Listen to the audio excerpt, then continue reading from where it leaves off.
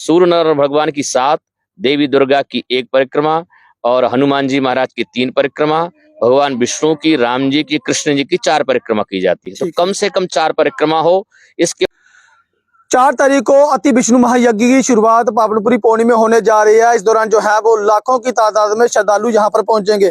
इसके लिए मैं आपको बता दूं कि पूरी तैयारियां जो हैं वो जोरों शोरों पर हैं। और ये देख सकते हैं जो विद्वान लोग, जो पंडित लोग यहाँ पर पहुंचेंगे, उनके लिए जो है वो टेंट की व्यवस्था कर दी गई है।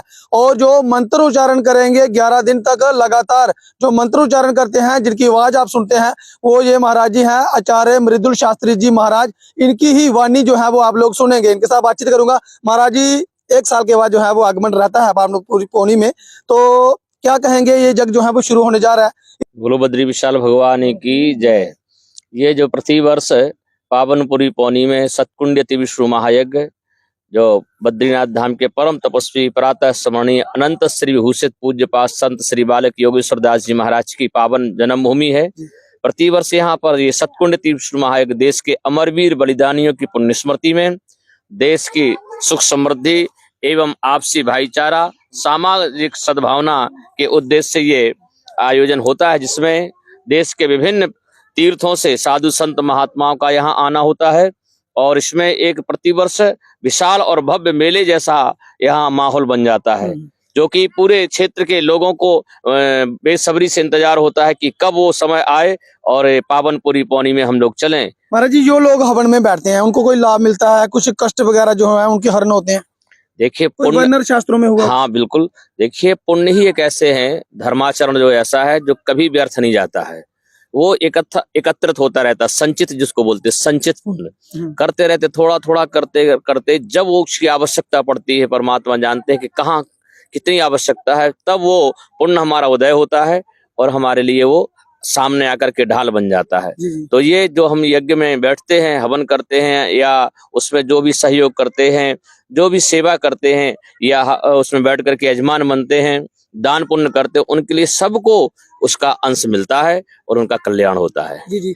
तो जो लोग हवन में बैठते हैं उनके लिए कुछ विशेषता है, कोई वस्त्र का या कुछ खान पीन का, कुछ तरह से खान पीन रहता है, या किस तरह से वो जो वस्त्र धारण करते हैं, कौन से वस्त्र हमें जो है वो धारण करने? ऐसे तो हमारी जो भारतीय वेशभूषा है वो धोती कुर्ता ही है। और ये धोती कुर्ता साड़ी हमारे यहाँ पहले से ही वेदों में, शास्त्रों में वर्णन है। तो वही जो यज्ञीय वेशभूषा है, धोती कुर्ता गमछा, वही डाल करके अंदर जाते हैं।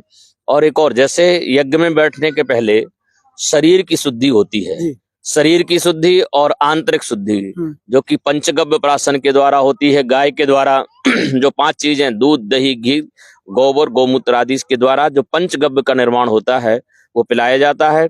और इसके बाद में उनको उससे स्नान करा करके यज्ञशाला में प्रवेश दिया जाता है। यज्ञशाला में पूरी मर्यादा का ध्यान रखना पड़ता है। यज्ञ के भीतर बैठ करके किसी प्रकार का कोई मादक पदार्थ नहीं खा सकते हैं, गुटखा, पाउच आदि वहां नहीं खा सकते हैं। यज्ञशाला में बैठ करके इधर उधर की अनर्गल कोई भी बातें नहीं कर सकते। अंदर बैठ करके केवल भगवत स्मरण करें और पूजा पाठ जो बताए गए वो करें। जो परिक्रमा हम लोग करते हैं यज्ञ की, जो हमारी यज्ञशाला है उसके जब हवन होता है तो उसके हम परिक्रमा करते हैं, तो परिक्रमा कितनी करनी चाहिए हमारे? परिक्रमा अलग अलग देवी देवताओं की जाती है।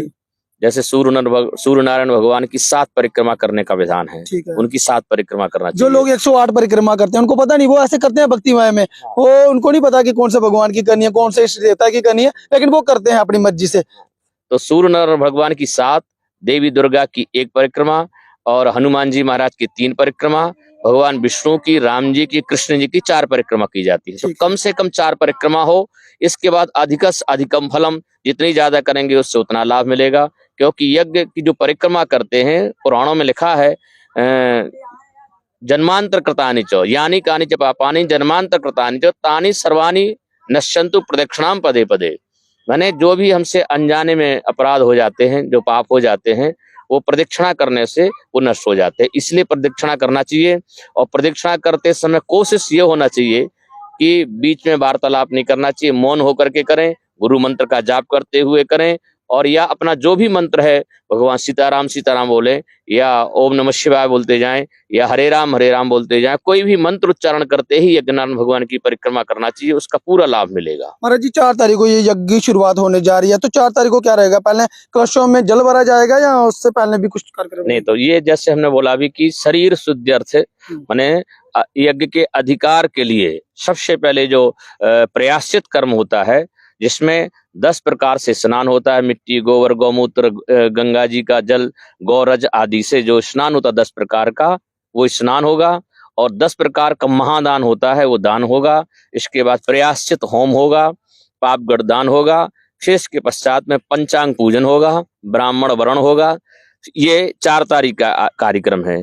इसके बाद 5 तारीख को यहाँ से विशाल और भव्य कलश यात्रा प्रारंभ होगी लगभग 10 बजे, जो कि प्रतिवर्ष अनुसार गजोड़ पंचवटी में पहुंच करके गंगा जी का, वरुण जी का, सप्त समुद्रों का पूजन करके, वहां से कलश पूजन करके, कंजक पूजन करके, वहां से कलश लेकर के हम लोग यज्ञ स्थल में आएंगे, मंडप प्रवेश होगा।